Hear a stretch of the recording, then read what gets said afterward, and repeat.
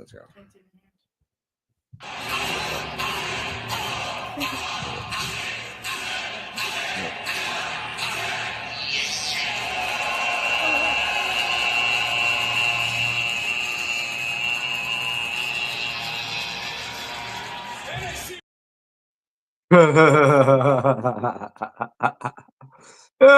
Take it away, D-Walk. Oh, hold on. I'm gonna put my D. I gotta put my D&D on. All right. So nobody won't call me while I'm doing my fucking podcast, and they know I'm doing it. That's okay. But hey, I got you, ladies and gentlemen. Go for it. No, go ahead. You got it, man. Go ahead.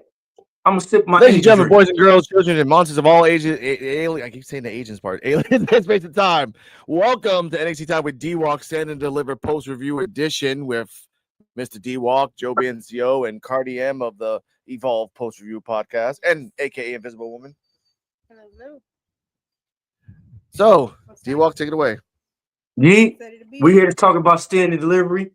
I know y'all see me got my Yeet glasses on, you know, dollar store Yeet glasses and everything, you know, just got to try to be creative and everything. Let's talk about NXT stand and delivery. Let's talk about the first match. Those are the Dakota Fannings. Where's your handkerchief supposed to go on your head? Oh man, here you go. You're supposed to look like an old lady going down there with the handkerchief on. How dare you? So you know what? You just You just stressed me out. Now I got a 420 today. So now look what you made me do. See? I didn't even want to do this at first. That's right. That's right. Smoke a spliff with Jesus. That's right. But yeah, Jesus up. Now, let's talk about Stand and Deliver. 3 hours long, 7 matches. Starts off with the pre-show, which is like 45 minutes of them talking shit. And then the tag match, and I have the pictures right here in the back, ladies and gentlemen, because I actually, try to be professional for the ladies. I think I have it right here. I think it's this one. Let me see. It's actually my computer's really slow today, ladies and gentlemen. My apologies. You good? Professional. It's all good, bro. I know. I got it. Oh, that's guys. That's penises. There we go. Yeah, we're looking for the meat curtain section. There we go. Four-way tag team elimination pre-show match. Tatum and Gigi, Last Legend of Jakara, Fatal Influence, and returning tag team Cora and Roxanne. Just highlights. Lash and Jakara came out with I actually saw the clip. They came out like all Vegas style girls with the flowers and everything. Really cool. Gigi and Tatum came out with like skirts, black and white. Cora and Jade actually came out with matching ring gear, which is really fucking cool. Mm-hmm. Yeah. And Fatal Influence was there, and Jasmine Nix did not say one word. Anyway, by elimination standards, Cord Jade and Roxanne get eliminated first because Roxanne got mad that Fallon Henley did something to her. Yep. She's like, fuck you, and left. Then it was Metaphor. Then it was Fatal Influence, thus saying that Gigi Dolan and Tatum Paxley are your new contenders for whoever wins tonight on Tuesday on Earth Day, which is Earth Day. Today's 420, but Earth Day is the 22nd of April, ladies and gentlemen. So Joe BNCO, analyst and auditor of wrestling, your thoughts, rating, and the possibility of who you think is going to go after, who you think Gigi and Tatum are going to fight on Tuesday. So first off, the outcome of the match was predictable. It came down to a heel tag team versus a babyface tag team, and the babyfaces won. Makes sense since the tag team champions are currently a heel tag team, so it makes sense that a babyface tag team would win to take on a heel tag team because you want to have a babyface heel dynamic in a match. Although Bayley is hurt. She was beaten down in the back last night. Yeah, allegedly, supposedly. And they only did that because I have a feeling that Becky Lynch is going to be replacing her with Lara Valkyria. Yeah, which is why. Makes sense. Makes sense. because Lyra and Becky have history together. Yeah, sure. But wait. Yeah. Wait. Are we going to get? I think we're going to get heel Becky again. If they lose, sure. No. If they lose, I think Lyra's going to eat the pin. Becky's going to snap because it's her first match back at WrestleMania, and she lost the match because of Lyra. And then she's going to snap. She's going to beat the shit out of Lyra, and they're going to set up a match between Lyra and Becky for the Intercontinental title. So basically, what Kelly Armstrong's doing in Evolve, she lost a tag match, snapped. 3 episodes later, went after Danny Palmer. So this time, it's Becky Lynch is going to have a tag match with Lyra, lose, snap at that moment, not do 3 days, but really just do it in 3 seconds. Fuck Lyra up, setting up a match for probably the Raw after Mania, or or for pay-per-view, either or. Unless they go the other route and they turn Lyra heel. No, I don't want to. Becky can't take the pin. You know Becky can't take the pin. You know that. Come on now. Bro, she boring as a face, so I can imagine how boring she is as a heel. Let's just say like that. Let's do it like that. D-Walk thought. Wait, Joe, We'll give me your rating of the match. C. I'm going mid. All right, mid. Wasn't that great? Wasn't that? I'll get a mid. I'll get a mid video clip in the future. It set the tone for the whole night. Let's put it that way. Yeah. No, wait a minute. No. This is your biased. Don't put that out there. Don't put that out there. There were some good fucking matches and great matches because of storyline telling by NXT lazily. But still, they put it out there. Let's just give your rating respectfully. Cardi M, thoughts, rating, and do you think Gigi and Tatum are going to win? Okay. They have a match on Tuesday. I enjoyed the outcome of this match. I enjoyed the match overall. I think it was, if I remember correctly, everybody got to show out. Everyone did. Gigi took a beating. And yeah, towards the end, I was really on the fence on whether it was going to be Fatal Influence or the Tatum and Gigi duo. Yeah. I'm glad they won. I give this match, I'll give it an A-. Why not? It was a good match. I'm happy with the outcome. And as for whether they'll win, I don't know. Maybe not, but I suppose I'd like them to. Okay. But all right, wishful thinking. I get that. All right. D-Walk, thoughts and rating. I give this a C because goddamn every fucking match of interference, that ain't no fun. What happened to kicking somebody out? Like he looked at him dead in their fucking face and seen him interfere.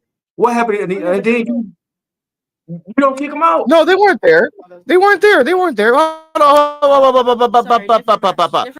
yeah. Well, no. Jasmine Nix, watch out for your beer. Yeah. Jasmine Nix did interfere. Twice. Yes, twice. Yeah. Twice. And to add on the addendum, they can use that to break up Jasmine Nix on Tuesday because Jasmine Nix did the job, but then didn't get out of the ring fast enough for Fatal Influence to get the win. That's another thing I saw. Just took too long to get the fuck out. So keep going. Sorry. But that's just about every match where we got it. Huh? No, I said that's just about every match where it's interfering. Okay. But yeah, that's what got me though. You interfered twice, bro. You should have been out. You should have been ejected. Some of the times when wrestlers get ejected, that's what make the fun too. That cat walked up on y'all like, where's the liquor and the weed at?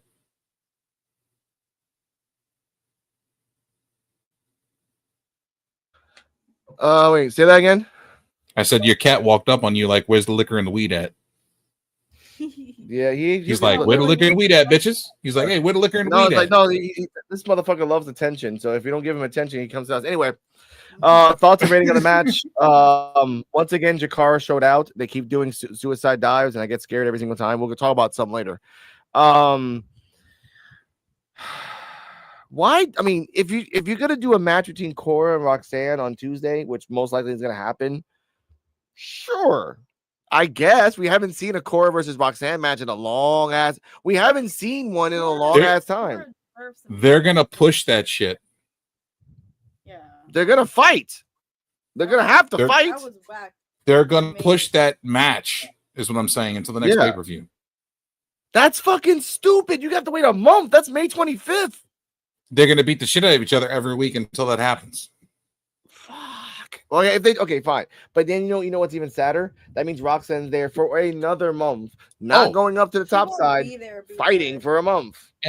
And let's also put this out there. I didn't know this. Speaking of the crossovers, yes, Worlds Collide's coming up. NXT, WWE, and AAA. I did not know this, but WWE has bought AAA. Yeah, they did it last night with the Vikingo and everything. Yeah, else, they bought it. I didn't know they bought it. I didn't know they bought it. I thought it was just like they were coinciding together and doing an event. No, they bought the cheap and I want to put this out there. Thank you for bringing this up, Joe. Before we continue, WWE bought AAA. AAA is the non-traditional Lucha Libre organization. They're not traditional. They do things differently than traditional Lucha Libre. They broke the mold because they were tired of all the. I had to go to a history lesson on this. So Triple H came out with a statement. Oh, we're gonna honor the traditional Lucha Libre things, and then a representative of Triple A is like, well, we're actually an organization that's not traditional on purpose. We don't follow the traditional Lucha Libre stuff. Case in point, CMLL. I went on a history lesson on this. CMLL and all the other ones never really wanted to showcase women, Latina wrestlers, or at all. Triple A's like, we have a whole bunch of women wrestlers rocking right now. Let's fucking go. And then they did, and then we don't like outside wrestlers. We just keep it the Mexican guys. Triple A's like, we have Johnny Mundo, we have freaking Finn Balor, we have all these other guys that want to come to Triple A. Direct shit. That's a non-traditional company. Mind you, they got Vikingo. And you know this, that's the guy who wears the Mandalorian helmet and does you've seen Phoenix. We saw him against the Grande Americano, right? Mm-hmm. And as a skill, and how good do you think he is? Phoenix? Yeah, Phoenix, out of 1 to 10. Like a 8. Okay, Vikingo's ad is a +5. Whatever number you would have said, I would have added +5. Mm-hmm. And you're seeing the watered down WWE version of Rey Fenix. Yeah. Yes. Oh yeah. Yeah. Yeah. And that's like an 8. I can see that he and his brother are experienced wrestlers. They're evil sons of bitches if you give them a chance. And Vikingo is Vikingo is like if you took Phoenix and gave him the super serum from Captain America, and that's just him.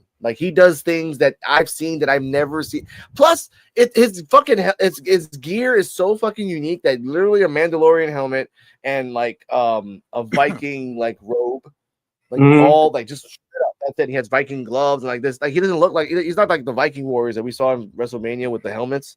Those are fucking ridiculous. He did some diving springboard shit to the outside one time. He almost broke his neck. He did a diving springboard to the outside. It was like an 850. Yeah, flip. He's done 1080. It's like a 3.5. I've never seen a guy do a 1080 before, and a guy can do it. Yeah, he did a 3.5 off of a fucking springboard. Mm-hmm. Yeah. Now let's get back to the end of this all. Good for the tag team for the girls. I love you guys. Coming up is the first match of the show, and this is something that I got a little mad because of reasons. Let me see if I can find it. Here it is. Yeah, they got fucked up First on time. match. Their timing was all fucked up on this pay-per-view. They did. It was kind of weird. But first match of the night. We're starting in 1. Ricky Starks versus Ego Page for the North American Championship. Cardi M, your thoughts? Let's start with Cardi M first. This is unbiased here. Your thoughts, rating. You remember that Ricky Starks ran into the announcer's table and he dove and fucking crashed. He broke his back. There were a lot of moments that I didn't see. Yeah, I was in a whole other room and he was screaming babe, you should get over here as soon as possible. Yeah. So whatever that was, I'm sure it was crazy. I will give this match a B+. It gets bonus points because Ethan Page lost. Yeah, I don't know. That's it. Okay.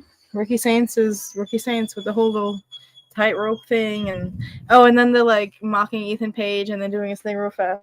Yeah, that was spicy. Yeah, love that. Okay, rating? You have a B plus. Thank you. B plus. Yes. All right, Joe, go. This match could have been so much better. It could have been so much more. There it is. I feel like we could have had more for this match. I feel like they both held back for starters. And I also feel that they rushed it. They rushed it, and I also feel that Ethan Page should have won the match. They could have been. I would have preferred to see a juggling with the title between Ethan and Ricky Saints. Mm-hmm. And then they could have led into a best of 7 series. And then you could have had Ricky Saints win the best of 7 series to retain his title. Mm-hmm.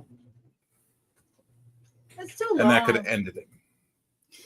When you have two great performers like that, having them together for a little bit of time is not a bad thing.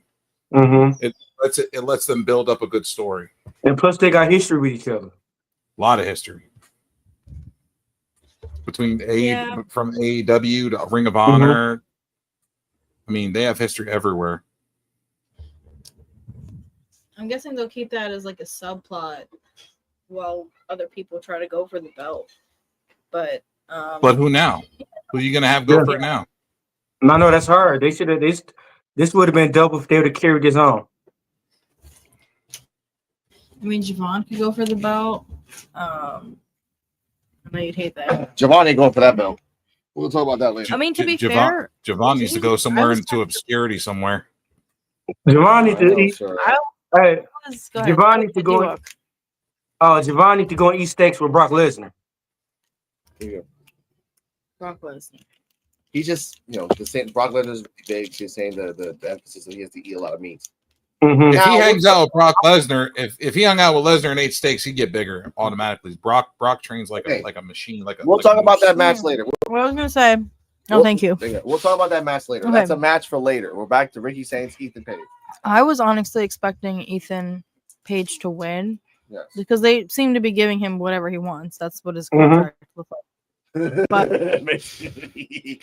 Alex, did you hear what I said? What? I said that they should have kept it going, juggled the belt a little bit, and then had a best of 7 series where Ricky Saints would have been one on top to end the series. They still can do that. They still can do that. They still can. You can't juggle the title now. You kind of messed up the juggle. Yeah. No. It's okay because again, he can just fight up. But continue, Artie. That was it, I think. Okay. D-Walk, what are your thoughts? My thoughts. Okay, and then second of all, when Ricky Saints did that dive and hit his leg on the road on the thing, and it played like he was hurt, and then all of a sudden he got up and got to jump and running around. He couldn't play that off. He should have played that off. Like, he back to running like you hurt your leg, bro. Like you supposed to be playing action. And then when Ethan Page put him in the single Boston Crab on the wrong leg. Mm-hmm. That was not weird, yeah. Okay, so production things noted. I get that match a C-.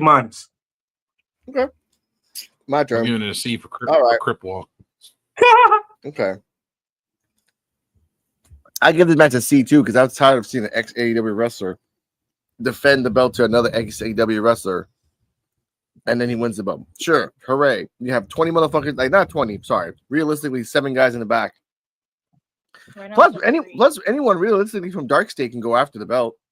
Sadly, Alex, 5 of the top guys in AEW right now are ex-AEW wrestlers. Yeah. Yeah. The best guys at NXT are ex-AEW wrestlers. The only 3 guys that, even though you don't like one of them, is Oba, Trick, Javon. That's it. You only got 3 right now. Who's the North American champion right now? Ricky Saints. Okay. Yeah. Saints. So is that like the men's NXT belt? It's like the USA belt. Oba has the minute. Yeah. So Oba's like the big shot. Yeah. Ricky Saints. And North American's like the Intercontinental. It's like the secondary before the primary. Yeah. And then for the women, we have We'll talk about that later. But the North American, we'll talk about that later. Wait, like I said, I give it a C match. Next up, we have, I know backstage we have Lexis King hanging out with Penn and Teller. They put the cup inside of a closet like place with chains, not chains, with a fence, not a fence, like a gate. They cover it with tarp and then it's gone. And they're like, "Oh, what's my thing?" So and then I'm gonna abbreviate this. Then he starts looking for it. He talks to the guy. He can't find it. I can't find it anywhere. Then another scene. Then they go back to the place. He's like, "Oh, it's right behind here." They open it up. The cup turns into Peller. Mm-hmm. Yeah, and the teller did the yeet thing that looked fucking cringe. Lexis King, this is your life. Welcome to the Twilight Zone. Now, after all that shit happens, this is gonna get really crazy. Next up, match that some might hate it, some might love it, but all in around good fun. Yeah, but I thought he was gonna turn the trophy into a belt. Like ta-da! Look. I know. Time to start flipping furniture, D-Walk. So okay, here we go. Look, you see me shaking. Hey, you see me shaking right now. Look, and starting to shake. Now, here we go, ladies and gentlemen. By the way, ladies and gentlemen, at 7 o'clock, we will have a live watch along of night 2 of WrestleMania. Come enjoy with us. Fraxium versus Hank and Tank. Giving you context, Fraxium has beaten every single person in the NXT tag team division, top to bottom, twice over. And others outside too, as well. Hank and Tank were on a 4-loss streak. Then they were in the gauntlet. They started first, and then they had a 4-winning streak. So they basically went back to neutral, to 0. But with them trying to find themselves, dressing up like the Motor City Machine Gun, dressing up like Pretty Deadly, listening to the Street Profits tell him, be yourself, just be yourself, and you will win. Match. Here we go.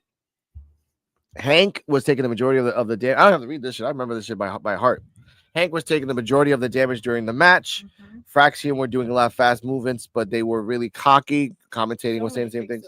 Someone's kicking their heads, commentating back and forth. Hank would do a couple of moves back in there, try to get everything out the way. Axiom at one point were outside near the commentary desk. Hank thinks it's a good idea, and Tank opens the middle ropes and opens it wide so he can run in there. And Hank runs through those 2 ropes. And Axiom, he's already about 10 feet away anyway. He's fucking gone. Nobody was there. He slams so hard into the commentary desk. And I remember Vic Joseph's like, watch out, we got some big meat man coming in. And Booker T's like, what the hell? And then jumped the fuck out. Slammed into him. He was there throughout the whole match after that. He never moved until later on. Fraxium were attacking Hank. High low, frog splash and the Phoenix frog splash and the 540 splash, 2 count. High low, 2 count. They were just kicking ass. Here we go. We got a comment from DT. In my opinion, from top to bottom. Even the pre-show better overall than Mania Night 1. Thank you. We'll talk about some matches I didn't like, but give me your rating of the match, DT2, of this match, of the Hank and Tank. Right hand Cam gave it an 8 out of 10. Almost there. At this point, they do the high low on Hank, and they got a 2 count. Then at one point, Hank kind of powers up. They take off their shirts. I'm not there yet.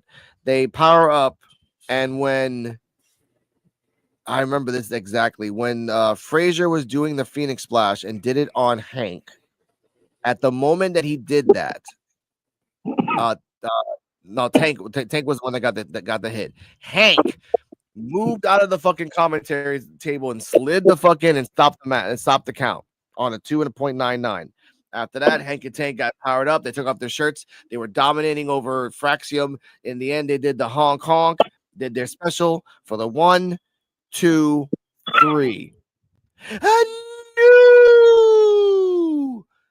NXT Tag Team Champions of the World.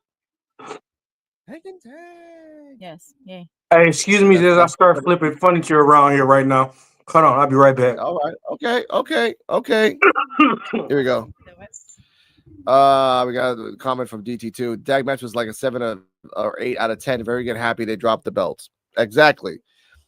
That kind of tells us that Fraxium are going up on the Raw after WrestleMania, and they're gonna fight probably the New Day, and they're probably gonna beat the New Day on night 1. Thank you, because I'm like, you shouldn't reward assholes for this asshole fucking thing that the New Day is going. Yeah, you've been cheating and cheating and cheating and cheating and cheating. What happens when you fight a tag team that's too fast to cheat? They're just fucking too fast. Sorry. Never too fast. We're 13-time champions. Never too fast to cheat. Never too fast to cheat. Brass knucks always catch you in the balls or in the face. Man, this is Xavier Woods' first. You can aim for the guy that stopped moving, but the point This is Xavier Woods' actually first tag title to me since he did something like it. Normally it'd be Kofi and Big E winning the tag team title. Xavier Woods is a link to me. DT2 New Day are heels. They've been heels for a while now. They've been healed. That's what we'll talk about, and I'll say this now before we continue. Let's talk about the match and the rating, please. Joe BNCO, thoughts, rating of the match. Again, I know you're biased, but given the storyline, I'm biased hell because I didn't want to see Hank and Tank anywhere near tag gold. I didn't want to see them win this fucking titles worth of shit. And the fact that they gave them the titles over the better tag team, that is bullshit, in my opinion. Bullshit. There are way better tag teams than Hank and Skank and Hank over there. Fucking whores. They're fucking whore tag team. But they're not credible though. You know that none of the tag teams right now are credible for shit right now, except for Hank and Tank, because they're the only one that had a 3-match winning streak, technically, and that's the only time you can fight Fraxium. Every time I see them, I hear that song "Best Friends" in my fucking head. And I see them holding hands, skipping down the highway. Okay. Holding flowers. Fuck out of here with them. Yeah. Now, Fraxium, way better. No, wait. Here's the thing, though, DT2. Like, the only way they'll drop the belts, and again, you guys can take this, WWE. I don't really give it credit about this, but you already taking our shit anyway. But this would be perfect. New Day comes out. We're like, thank God for the New Day. There's no one that can beat us. Anyone can come out and do this for us. Big E comes out and says, I have a tag team that can beat you. I have someone that I think are kind of better than you. And Fraxium comes out. Telling you. And then Big E is just in commentary. Just talking, which are pissing off the New Day, distracting the New Day, distracting. And Fraxium take the belts. Again, New Day is a heel tag team are, as right now, are going to be boring as fuck. Okay, you won the belts. Now what? You're just going to cheat to keep the belt. Wow, we've seen that WWE needs to lean into the Ridge Holland Big E broken neck thing and lean into that shit hard. Have Ridge Holland come out and help the New Day keep the belts. And then they explain why Ridge Holland is with them. They're like, wait, didn't he break Big E's neck? And they're like, exactly. He's the one that dropped the dead weight off of us and got rid of the dead weight. Yeah, but do you want the Ridge Holland cancer to come out? Because we already tested the Ridge Holland thing on Chase U, and because of that, Chase U was wasted and destroyed because of Ridge Holland, who is doing nothing right now in NXT. Chase U really wasn't really doing anything anyway. So I mean, okay, fine. But by the way, we'll talk about Thea Hale. This nice little Easter egg that Hank and Sting must be doing special things in the background for somebody for them to win goddamn titles. Yeah, they did wait too long for the belts to get it, because it's true. Knee pads, folks. Knee pads. Okay, now, what's the rating of the match, Mr. Joe BNCO, of the Hank and Tank versus Fraxium? I'm gonna make it mid. It's gonna be a 5 or a C. I'm just gonna make it mid. Okay, I see. Okay, C. All right. Shout out to Right Hand Cam. Shout out to Right Hand Cam. What's up, Right Hand Cam? Thank you. Thank you, sir. Like I said, this whole pay-per-view to me was just very. It was it was a Tuesday show. Yeah. This was a glorified episode. This was a glorified episode of NXT. First off, I give this match a B because it was a good match. Again, I love storylines, and I love the fact that they explained that Hank and Tank were trying to find themselves. Hank and Tank were losing all the time. Once they believed in each other and once they believed in the power of friendship, something that Axiom and Frazier are lacking half the time because they've been teasing this shit for a year, and we all know this. It was finally time to give the belt to somebody. Again, this is the part that people are getting mad at. People have taken off the belt of people have taken Fraxium's belt twice in a year. Remember? Like the Rascals did it, and then Chase U did it. So and Fraxium got it back. Oh yes, they did. Chase U, remember Chase U with Chase and Rich Holland? They won the belt against Fraxium. They had the belt, but the Rascals did not. Yeah, the Rascals. No, sorry, the Rascals. Wait a minute. No, you're right. The Rascals tried to get the belts. They tried, and that's to when get Wesley the belt. Turned heel. Yes, and then Rich Holland and Chase U won the belts.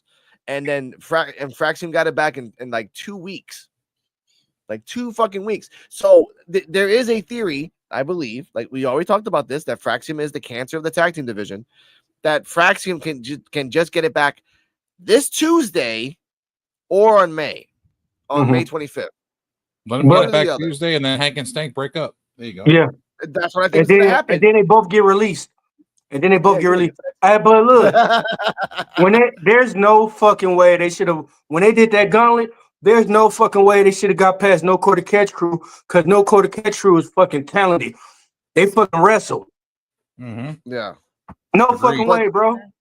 Agreed. Yeah. Yeah, send Ethan to the main roster. You can have him. No, send him to the TNA. You can have him. Let him and Paige fight forever, like freaking do let him fight Logan Paul. No one said anything. Now, if anything, they should have beaten Nathan Frazier and Axiom by a roll up, by look. That's how they should have won. They shouldn't have won. They're not capable of beating them like how they just did, use their special and all that shit. Come on, man, they ain't even that good. I know, but let's just rating of the match. Hank and Tank versus Fraxium. 20 minutes. They went hard. A. D-Walk. I know you gotta give it a F or booty. What's the rating? I'll give that match 2 pillows and a blanket. Snoozer for him. Great match for me, but snoozer for him. I get it. They oversold Hank and Tank way too much. Like I understand that point. Hank and Tank were like they just didn't want. They were both Garganos. They were sold just enough. What? They were both Garganos. Like if Gargano and Sami Zayn and everyone in their life put their soul in like a spirit bomb. That is called the power of friendship and theater. Okay.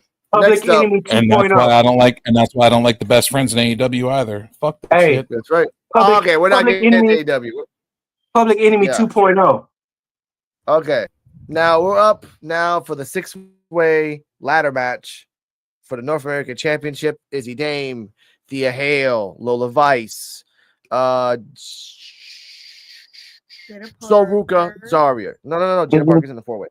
Oh. Yeah. So Zarya, Soruka, Thea Hale, Lola Vice, Kaylani, and Izzy Dame. Boom. Mind you, our girl was the first one to come out. Yes. So. And then the second one was Lola Vice. And as Lola Vice was doing her dance, and I'm going to get this clip. I found it. Black Couch Booking, you put it on your stories on Instagram. For a split second, about 2 seconds, Thea Hale was dancing salsa in the corner while Lola Vice was coming in. She's like, and I'm like, same girl. Same. I was like, what the? Get serious. He said she stopped for a second once she saw her. So there's Kaylani came in. Zarya came in. Zaruka came in together. Yeah. Let's put that out there. Zaruka came in together. Opinion on that one. Why? No, when it first happened, I thought that they should have their own individual entrance, but they maintained that they were coming in as a tag team. So again, the power of friendship. Izzy Dave came out without the culling. Then Kaylani came out. Everyone else. All right. To give highlights. Some places were kind of sloppy. Everyone was getting slammed on tables. Not on tables, sorry, on ladders. Kaylani got slammed once again. I remember now. Last year she got slammed on the edge of a ladder. And then this year someone slammed her into the edge of the ladder again. Just like, I'm like, oh shit. At a certain point, the culling came out, and Thea Hale was trying to get the belt, And Easy Dame being smart, instead of like knocking the ladder over and like being smart and killing your opponent, she just slid the ladder back. Like, now you can't get it now. Like, oh, damn. But then Zarya lifted the ladder up and then dropped her over. And then she landed on the culling and Izzy Dame and everything else. Now let's talk about the scene, baby. The scene that Netflix can only capture so well between Zarya and Soul. Take it away. So much emotion. Yes. Remember the hands. Okay. The hands. Yeah. Okay. So they both get up on that ladder. They work their way up the ladder. It's Zarya and Soul, and they just look at each other with so much emotion.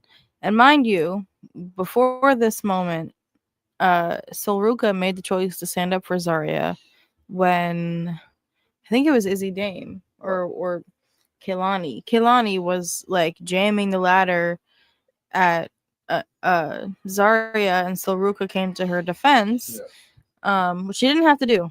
She did not have to do that. At one point, Zarya was on the floor, and then Kehlani was slamming. No, Izzy Dame was slamming the Sol Ruka, and was slamming the ladder on Sol Ruka's face. Zarya came out of nowhere and stopped the ladder. No. That was before the whole thing. Then at some point, Sol Ruka was in between the ladder, and then came. Oh, so they both stood up for each other at some point in the match. Okay, all right. They both did. So there you go. There we go. Again, Then dramatics. Then they start climbing up the ladder together. And then they just look at each other, and they're like, they kind of shake their heads, or they like, non-verbally communicate. And I'm like, I don't really know what this means. And then Zarya kind of grips Soul's face, and she's like, no. Yeah. It's like, yeah. Go ahead. You do the reenactment. So Am I Soul? Because you know what? Am I Soul? Soul. Yeah. All right. Okay, here's a reenactment, ladies and gentlemen. Here we go. All right. Now I will look at you, and then put your elbow up, and you're gonna hit me down. Oh, and then you hit me, and then you do all that. I do a little back roll, and then take feet. Yeah. And then you win the belt. And Zarya, the whole time after the match, is looking up at Soul the whole time. Joe, your thoughts on the match, rating, and the heartwarming CW scene between Zarya and Sol Ruka, and the implications going forward. Boo-hoo, wah. Congratulations to Sol Ruka. She deserves a championship. Mm-hmm. The fact that she's won 2 championships in a week is craziness. They should have gave it to Thea Hale. Mm-hmm. I'm sticking with that. Thea Hale should be the champion right now. For now. They just gave Souls the Speed Championship in the same week. Joe, are you not entertained? No, I'm not entertained when people are having double belts. It's kind of getting annoying. Let's go ahead and Sol Ruka has the Speed Championship too. So I enjoyed the match a lot. The match was fantastic. I'm not upset over winning it all. She is well deserving of the championship. Oh yeah, a year if in. Anybody had to win, it would Sol and Thea Hale were my two picks. Well, she should have got it earlier. Sol Ruka should have got the belt earlier instead of now. Yeah, but we know why. Because we know why. Because Roxanne, they had no plans for Roxanne for a whole year. Like, oh, we're gonna hold her to WrestleMania. WrestleMania is happening, and still nothing for Roxanne. Like, oh shit. So you know what? Her or not, we got to change shit up. I'm giving it I'm gonna give it an A. It was a great match. It was a great match. Probably the best on the card. Mm-hmm. Yeah. I like Thea Hale. Thea Hale had a lot of energy. I'll say my rating, I'll give it an A2.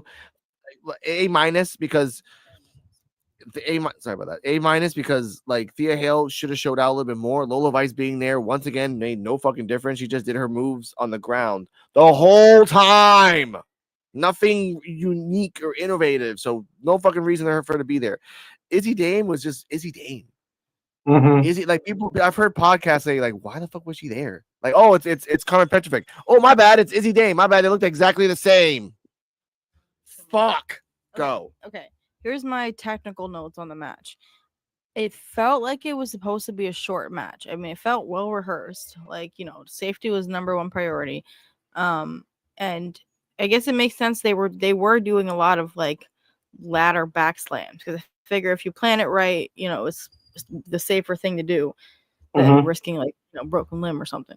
But yeah, so overall the match was good. I knew it wasn't gonna feel as like drawn out as the last one. The theatrics were an interesting surprise, but I'm not mad about it because there was a lot of speculation, but Soruka kind of was taken out of the running. And I'm not mad about it. I'm not mad that she won. I'm actually very happy about that. Now, question. Yes. Who turns villain? Zarya or Soul? I would say How fast? I'd say Zarya because like I'm feeling like Soul is gonna be like the ultra baby face. But yeah, Thea showed out. Izzy Dame, she represents the culling, and the culling was just like cushions for body throws, basically. Basically, Because like you threw like 2-3 people out of the ring onto the culling. So yeah, that that was just like her chance to show out. Lola Vice, she was okay. It wasn't anything super remarkable. I mean, same thing with Kaylani. I don't know if she kind of super stood out, but overall, it was a good match, and it wasn't really about showing out as much as it was like flowing well, and it did flow well. Mm-hmm. So I give this match also an A. Okay. A D-Walk? plus for the theatrics. Okay. D-Walk? All right. This is all I'm gonna say. The only thing I didn't like, you got a tag team that's in individual wrestling. Other than that, I like the match. I was cool with who won it. I would rather have Thea Hill win it because she deserved it more than anybody. But I was cool with Soruka. She will. But I was cool with Soruka winning it because she also deserved it too, but not as much as Thea Hill. But at the end of the day, I give it an A. Okay. All right. It is about across the board, ladies and gentlemen. We have a button for that later. After that match, we're gonna recap of the pre-show match, and Gigi Day, Dolan, Tatum Paxley, and Shanti Blackheart are interviewed backstage. Paxley is excited that she not only won on her first stand at Deliver, but she did it with her best friends. But do I have to fight with my dove, Lyra? I did love that one thing. Like she was all serious, and then she's like, "Oh wait, but my baby Lyra, do I have to fight her? Oh shit! Oh, don't worry about that though. Okay, fine. Let's just go. We gotta fight it. We'll find out tomorrow." Now this match that was bad, good, and weird all at once because of give me a second, DT2. I got it right here. It's here somewhere. Here it is. Dark State versus the Angelo family. And now comes the comments. Joe, take it away if you're there. I'm here. The D'Angelo family and Dark State. The entrances were all right. I mean, they both had their thing, and everybody felt like it was going to be a turn. And man, I really thought for a second everybody thought it was going to be Tony D'Angelo turned on Stacks. Yeah. And the family. And it looked like it was going to be. Yeah. But in the end, it was Stacks. Mm-hmm. Turned on Tony D'Angelo. But the fact that he did not join the Dark State. Mm-hmm. He did not leave the Dark State. He left on his own. Yeah. And the fact that he told Luca, because Luca caught up with him in the parking lot, he told Luca, "Come find me on Tuesday." He's like, "I just couldn't take it no more." He's like, "Well, I'll tell you everything on Tuesday, and we'll talk about it." I like that. So we're gonna possibly see the family 2.0.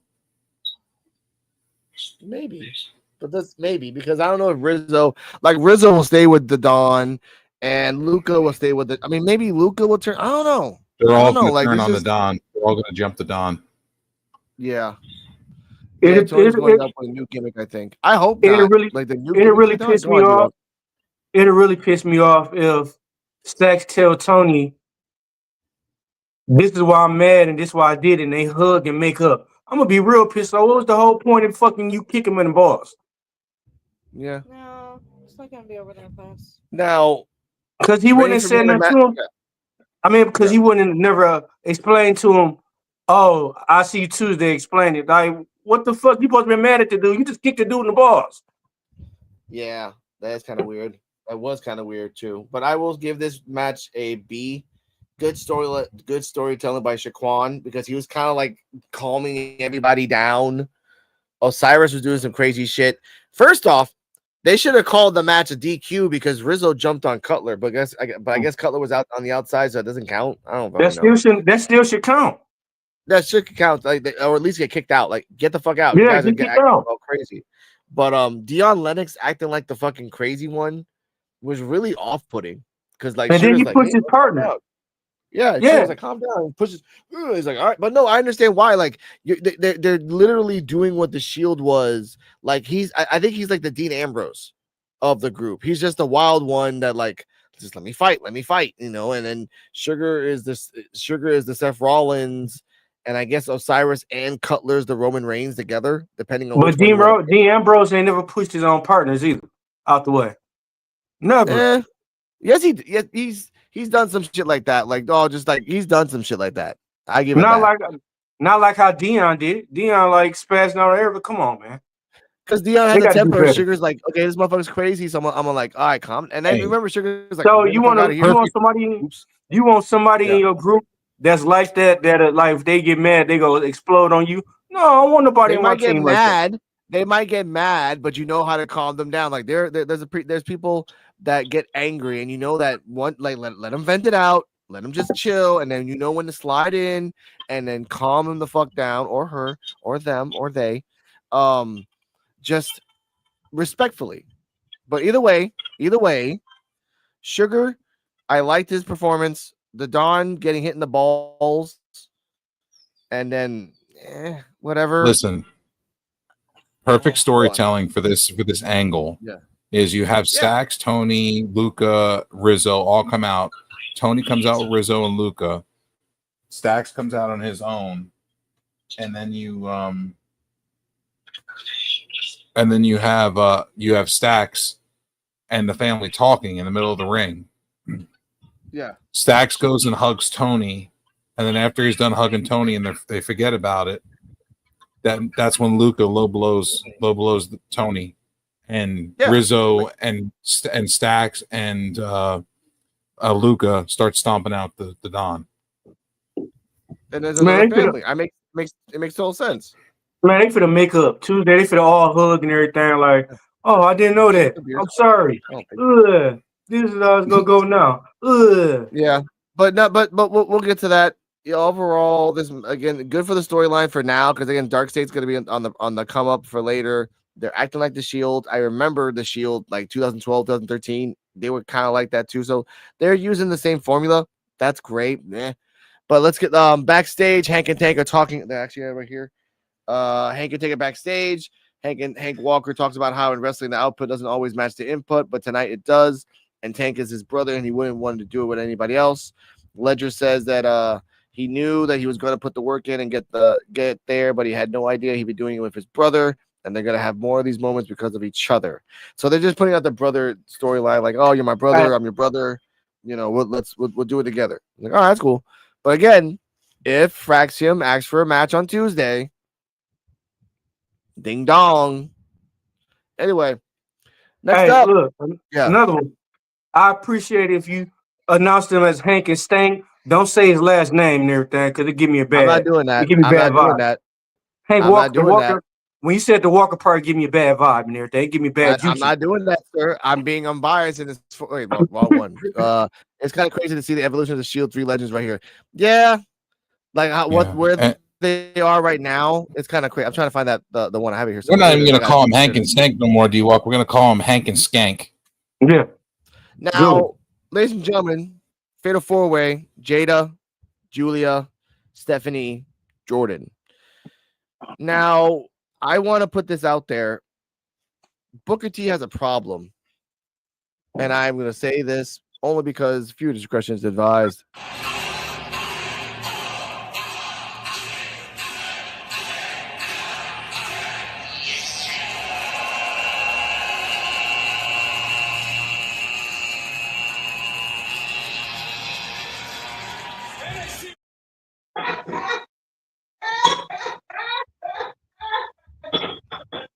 Who the fuck is that in the background? That's Mr. D-Log is laughing somewhere. Whoever that is, I appreciate you. That actually is a sound clip from when Booker T, after Stephanie did the oh yeah to everybody, the last one, I think it was Jada. He has a problem, and it's oh my god. But look, he did that. She did the shit. She did her the head slamming the person's head into the mat 3 different times. And at the end of it, that motherfucker was making flatline noises. That's it, Joe. That was this. Thank you. That was the sound that you heard, Joe. That was the sound that he made, the flatline register. That was exactly what he did. I actually had to go back and listen to that 3 times to get the right sound clip. This son of a bitch is dirty. Yeah. I'm like, oh my, I can do it longer, ladies and gentlemen, but my girlfriend's freaking out by looking at it. Way longer, man. He did it for 10 seconds. Oh my god. What is this a running joke? Yeah, but is this a running joke by Shawn Michaels and Booker T? Like, yo, just keep it going. Oh my god. Oh, watch me. Because like people would just You got another comment here. Fatal Flow said that sound clip was wild. Jada Bright Futures has started to exude so much charisma, and the other 3 are legends, of course. Jada, I want Parker to be mid-card champion and then build up to the main champion. That would be a great moment. Now let's talk about the match. Everyone got their shit in. Jada did a nice little triple like body stack and did the bump thing. Once she started doing her special, everyone knew what it was. She was doing half hypnotics, like half booty bumps and everything else. Julia tried to step in a couple of times. Jordan did some power moves back here and forward. She did not do a running tope suicida. Joe didn't do any of that. I'm actually in the terms of like Jada's a good wrestler. She's not a great wrestler. She's an adaptable wrestler. Her ghetto gimmick she got potential without the ghetto shit. Not with the ghetto shit. This match had it all. It was meat curtains, muscles, and wrestlers. Oh my. Yeah. Oh my god. Hey, don't forget about the sauce too. Don't forget about the Arby's sauce too. Because Jada got the beef. You know what? You know what's sad about this, guys? No, you know what, ladies and gentlemen, we're gonna have a nice little 20-second break. You know what a 20-second break is? This.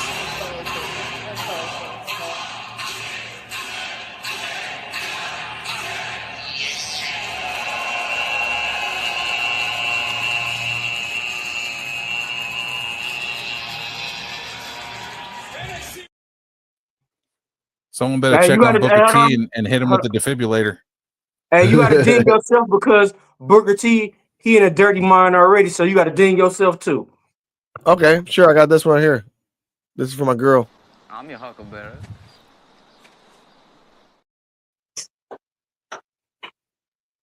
There we go. Now, in the end, Stephanie won. I mean, she kind of fucked up her back the whole time. Her back was kind of hurting, and she pinned Jada. I'll say again, she pinned Jada. Again. So I don't want to hear her fucking coming out on Tuesday like, I deserve another title shot. You got pinned. Bro, she had like pushed you into her. She got like 5 chances, 5-6 chances at the title. Yep. Started this. Hey, that's what I said. They need to bring back the ranking system and put her ass all the way down to number 1. Yeah. But number 10. My fault, number 10. Get it. Okay. I am not going to say that Jada deserves another chance at the belt right off the bat.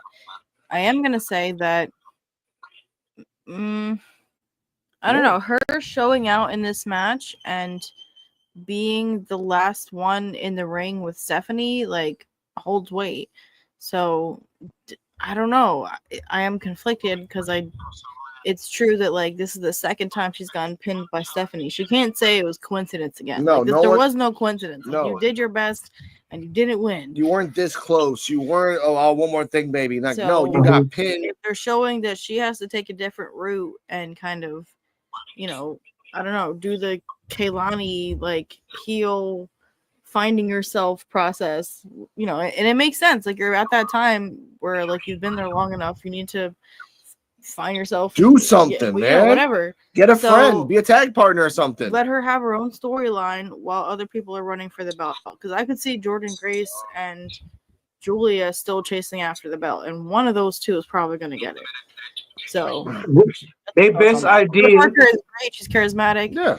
She can have her own storyline and not go for the belt right now. So, the best idea for her now is she can't compete in a women's title, main title. Move her ass down to the North America so she could feud with Saul Ruka now. Yeah.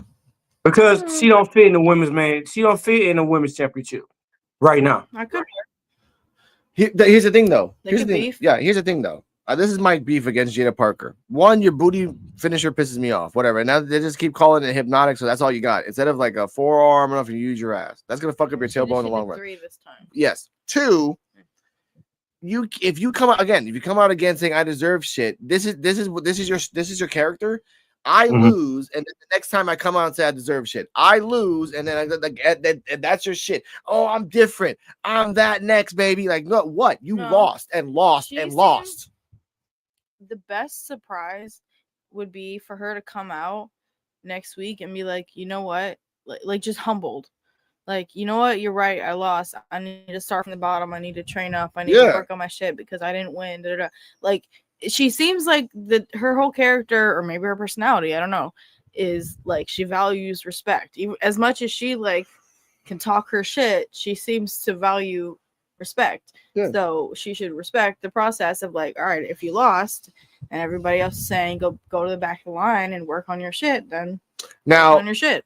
I want to say this before I continue. Two notes. D-Walk and Joe Biencio and everyone down in the comments, have ever seen or ever played the game Twisted Metal 2? Okay.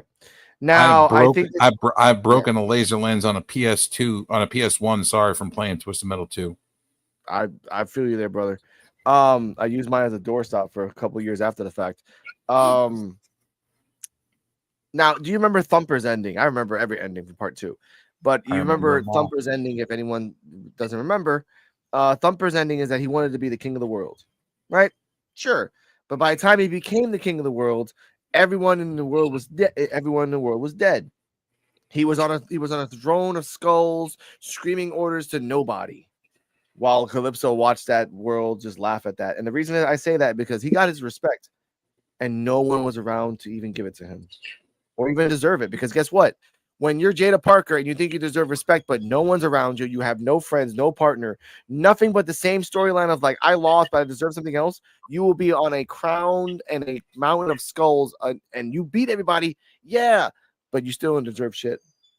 You're the queen of nothing.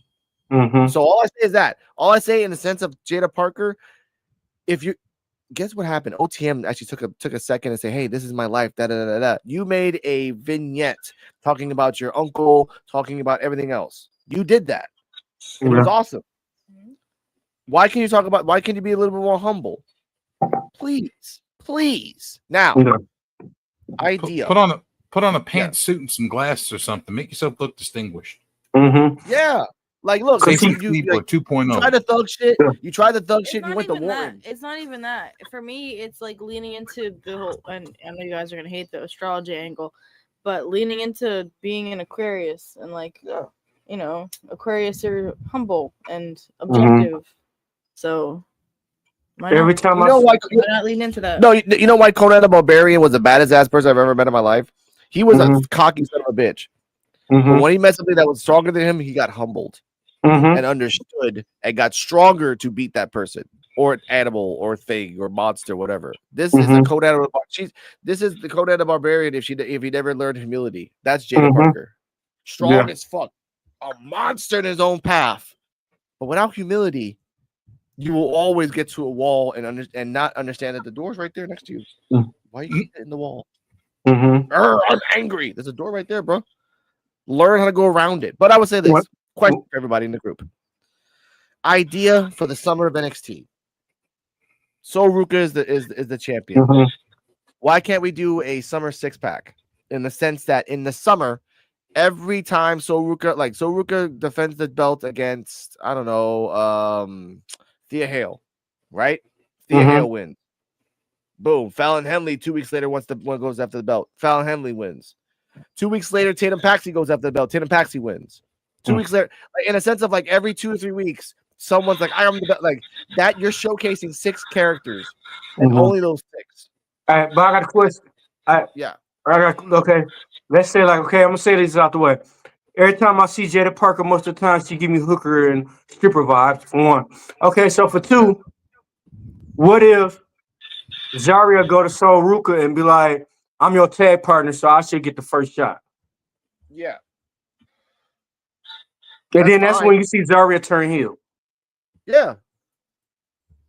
Because if they don't get a belt to Thea Hill, Sol Ruka, man, Zarya should get the title. I mean, to me, when I first seen Zarya to now, she watered down. She too nice. Because she came supposed to have been a beast. Yeah, she's not. And she's not. But by the And way, she looked like way, Kane doing counseling classes. Yeah, but here you go. D-Walk, you deserve by saying this.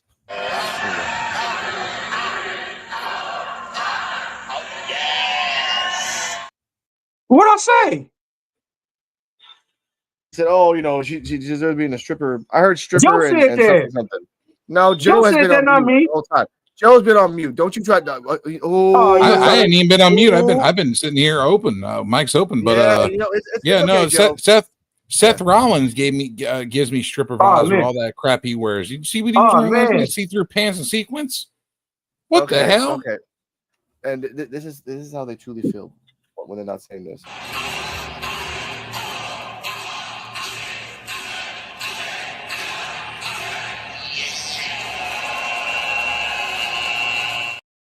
But he not lying. Seth Rollins wore see-through pants, bro.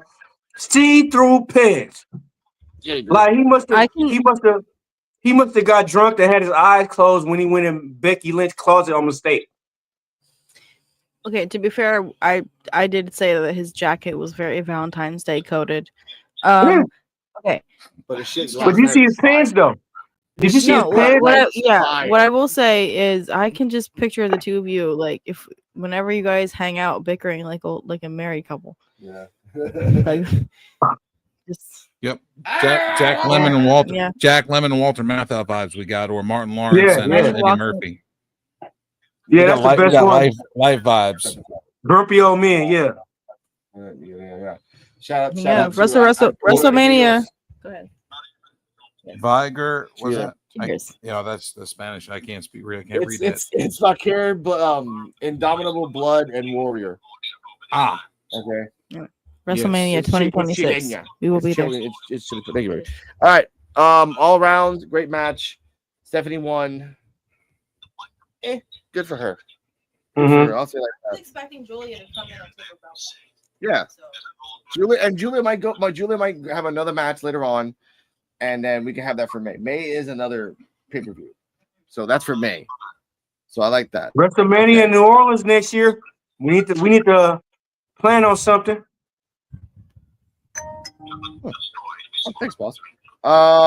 As Joe said, the Stacks part comes out in the back, and I'll talk about that on Tuesday. Less is King, and then Penn and Teller disappeared, so no luck. So they took the belt, they took the cup, and ran. Now for the main event. So I'm trying to clip this stuff for YouTube. We got. I think I have all three right here. Let me see if I can find it. Right here. Here it is. Oba versus Trick versus Javon. Joe, thoughts, rating of the match. Get your gripe out first so we can get out the way because I have thoughts about this match. All right. All right. We get to talk about Pookie Crackhead Williams and his journey to try to gain a pound. Just like I said, it's a triple threat match, and Javon was only put in this match for his athleticism and to eat a pin. That's all he was there for. It's all he's ever been there for in a world title match. It's all he's ever will be there for. Basically, he a pillow that you lay on. I was gonna say he's like a dirty mattress out in the back alley, but you know. Damn, only homeless people sleep on them. Well, no, that's what they use. That's what the crack hoes use to make their money real quick. That's what Javon is. Okay, so let's go to Obafemi. Dominant, and the match ended the way it should have. Yeah, Oba being dominant over both men, powering them down with power bombing Trick on top of Javon, then picking Javon up and power bombing him. Like that's the way it should have been. Yeah, dominance by Oba at the end. Yeah, Trick Williams is going to the main roster. We know that that's where he needs to be, anyways. He's been in NXT too long. Oba needs to keep the title. not lose the title, and then when he gets tired of it, drop the belt and say bored. Hey, I'm bored. I'm bored. Nobody's able to beat me. Throw the belt down and walk out and go to the main roster. Hey, let's talk about them super kicks Oba took to, and he fucking turned super fucking Saiyan in that bitch. He turned to Brawly.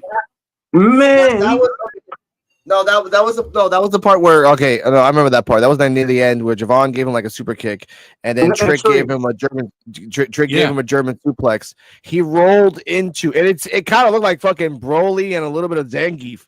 I'm like, oh fuck! I was like, that's it, you're done. That's it. You're like, and I told Cardella, we were watching this live. We were drunk as fuck at that point. They're like, and it was like 6 in the afternoon. Yeah, Deliver was good. Deliver was good. Yeah, I was engaged, and I'm used hold on. like. Yeah, go on, Joe. Yeah, go on. No, go ahead. No, well, like I said, the same shit Javon Evans tried to do that springboard cutter. Look what happened when he tried to do that on Obafemi just by himself. Every time he tried to do it in the match, every time he tried to do it, if he started by trying to do it to both men, they grabbed him and fucking flung him like he should have. They always should do. Every time he tried to do that shit, he was getting grabbed and flung. Proves my point that angles don't matter. Yeah, but he did do a couple cutters on Oba, and he did do a cutter on Trick. Javon did do a couple of things in there. He did pick up Oba, and he did pick up Trick. Okay, he did. I see him slam them a couple times. Like, holy shit, this motherfucker picked up a 300-pound man. Damn. You know, you gotta give him credit for that, Joe. Like it helps when you're watching Oba push off with his legs to give him. Yeah, that's called selling. Don't you dare. That's called an assist. Because if he didn't have the assist, he wouldn't lift no Oba with those little thin arms of his. That's just like seeing Rey Mysterio lift up Big Show. We ain't never seen that shit. There's no fuck. Javon should not be picking up power slamming Obafemi. He could have if he would have, man. He would have, man. I believe that he could have if Big Show would have been a little bit more athletic, because that boy was a big boy. Even at that point. He used to be athletic back in the day when he was in WCW when he first started. He used to do kip ups and hop over the ropes, like leap over the ropes and shit. He got older and bigger. He couldn't do that no more. His knees went bad. But the DT2, this is why I criticize Javon, because when he got fucking hurt by Ethan Page, they should have wrote him off and let him bulk up and get some weight. They brought him back on the most bullshit, impossible scenarios. What the fuck you do? Take a Senzu bean and fucking got back better? Come on, man. That's true. I think they're going the Dragon Ball route. So I mean, that might be true. He might have taken that Senzu bean. Also, the answer, Joe's question of why they don't use an abandoned hotel. We talked about the Normandy. The hotel is about maybe 10 to 20 meters next to the water. So technically it was built on something that you can't fix. You can only remodel. Anything that was built in between those 20 meters between the 1960s once it gets destroyed, that's it. But if you want to rebuild something on that land or on something that's already there, you can't. You have to remodel it and try to save what you have. Weird shit. So why not just knock it down and just redo it? Start over. Because no, you can't redo. That's the point. You can't redo something that was made illegally, technically in the 60s. Right. For example, little tangent here. There's a place where I live called Sandy Hills. That's literally 2 giant condominiums, towers, like 20 floors each, and they're right by the beach. You look down, you're right on the beach. You see the rocks, everything. Right. Okay. In the 60s, it was legal to do that. Kane. Yeah. Look at Kane. Yeah. He's agreeing with me. Hank and Skank. Okay, now continue. I love you guys. Love you, Kane. Now, since that was made in the 60s, they made the rule because that fucked up the thing. Now, if they want to remodel Sandy Hills, they can't. They can only just try to fix it, patch it, put little band-aids on it, and hope for the best, because they can't remodel it because it's illegal to remodel something that's not supposed to be there. Fucking weird. Either way, back to the match.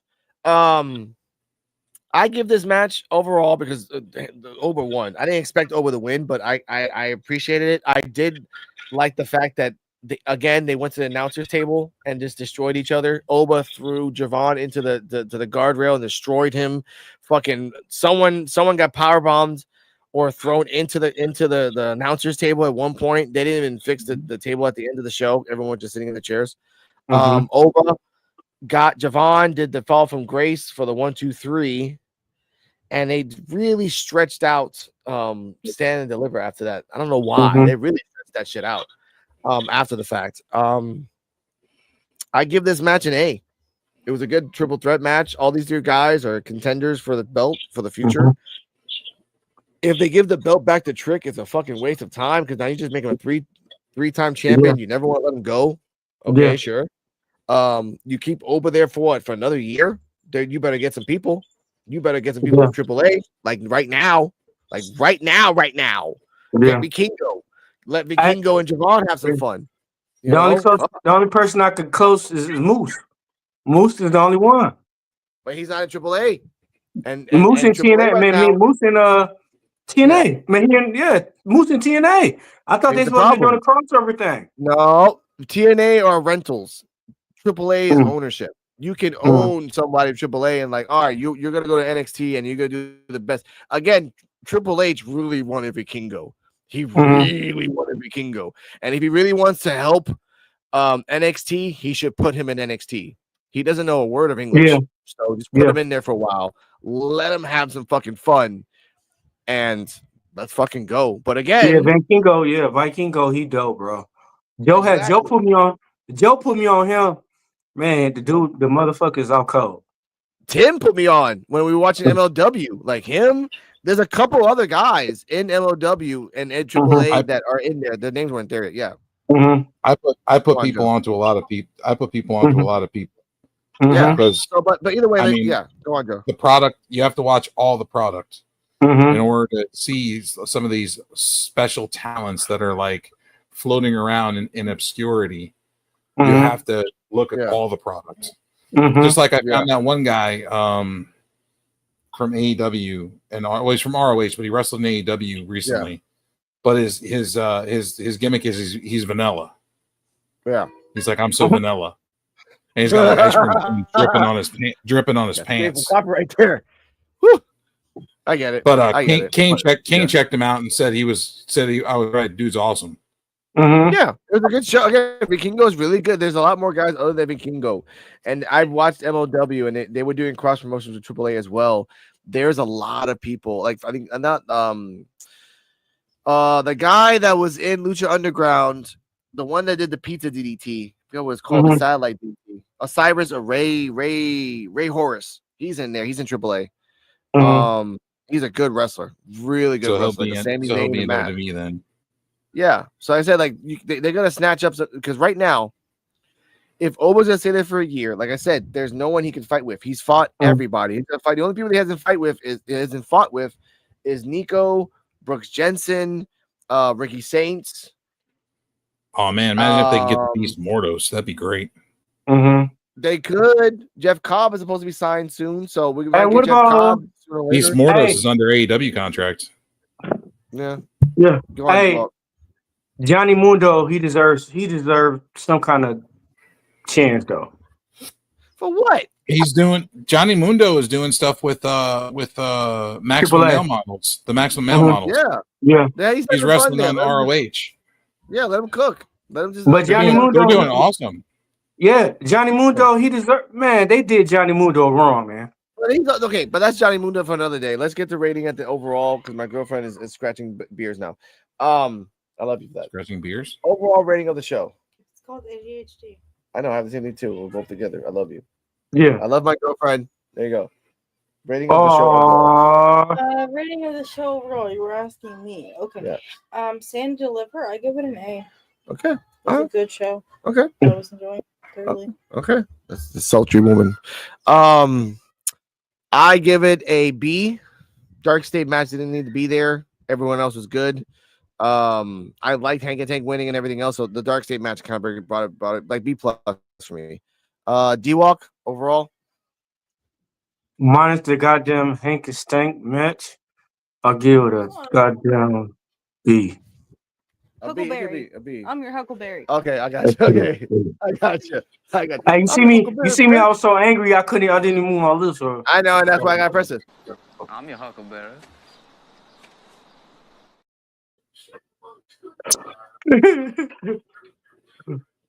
I'll be nice. I was gonna say the show deserved a damn D for dog shit, but I'm gonna go ahead and give it a C and keep it with the mid.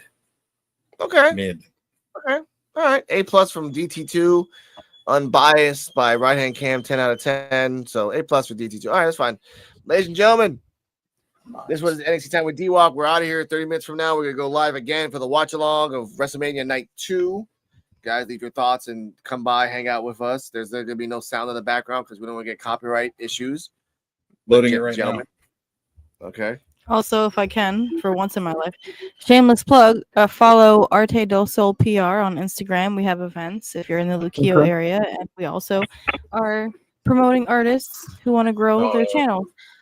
So yes, Arte del Sol on PR on Instagram and Facebook. ARTEDELSOL PR Instagram. And with that, ladies and gentlemen, with that, ladies and gentlemen, check us out in 30 minutes. We're gonna go eat some gyros because I'm hungry. Stay healthy, stay happy. Welcome to the PWF NXT Time with D-Walk. Hit that end stream if she can make it. That's the one's first button, and she forgets there's 2 buttons. Good night. Lace up your boots, we're about to fight. NXT in the house, bringing the hype. We walk on mic, ready to ignite. Detroit hip-hop, we take that flight. Body slamming, the crowd's going wild. A square circle with the kings of the pile. NXT superstars, we're breaking the mold. This Detroit beat will never get old. Step into the ring, feel the adrenaline rush. NXT wrestlers, we're the ones that can't crush. With our moves so smooth, we're the next generation. Detroit hip-hop meets wrestling sensation.